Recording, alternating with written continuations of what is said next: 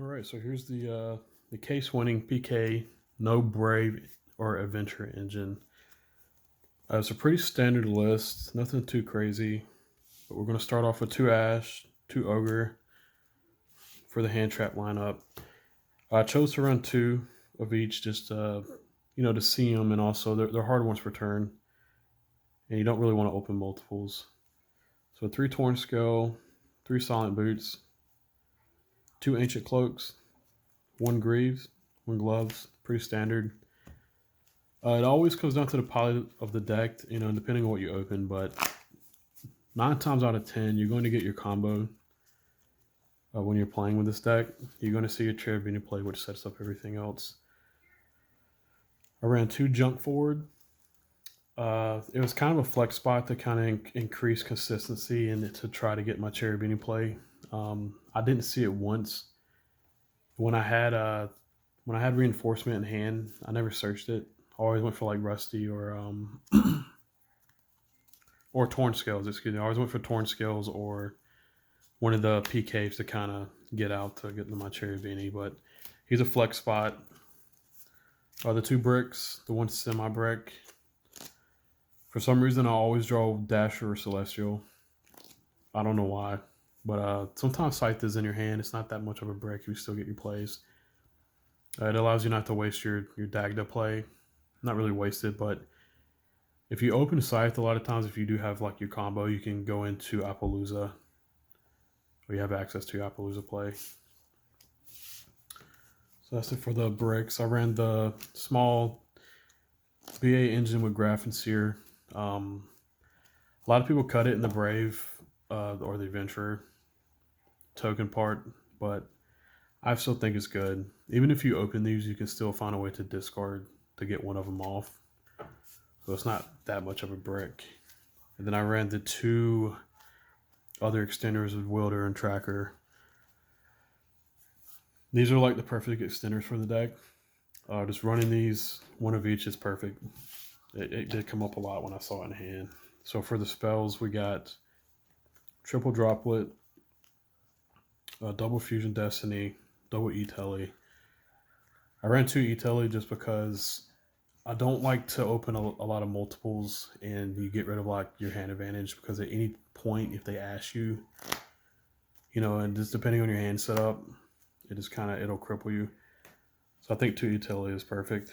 Foolish, one reinforcement, which is standard I think for every list, and then I ran the one Twin Twister.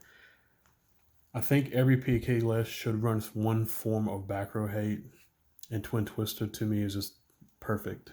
You won't lose to mine. It'll give you kind of a chance to try to get out of it. And then and it gets stuff to graveyard. So it does come up. And then for the trap lineup, you had double imperm. You had a triple fogblade, one wing, one shade. It's pretty standard. I think this is the correct ratio for them. I did try to run like no wings with just this, but that wings always comes up to like either special or to extend into your combo. So we were running 40 cards. In the future, when my Brave stuff comes in the mail for the next tourney, I'm definitely going to run Brave or Adventurer, whatever you want to say.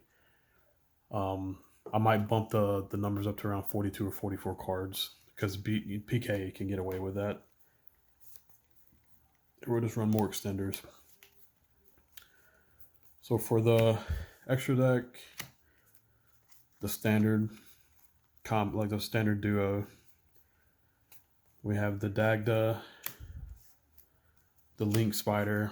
Link Spider is one of these cards that I think in any combo deck is needed, because if you get nibbed, this allows you to maybe extend and go into your Verte.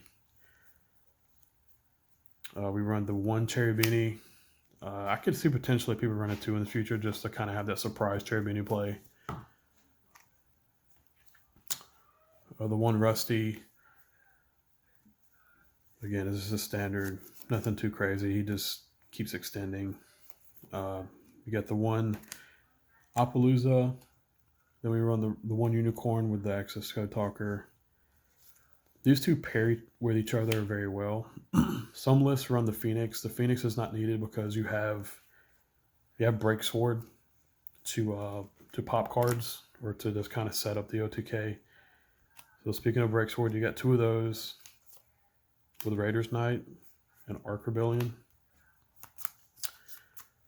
This this package came up a couple of times.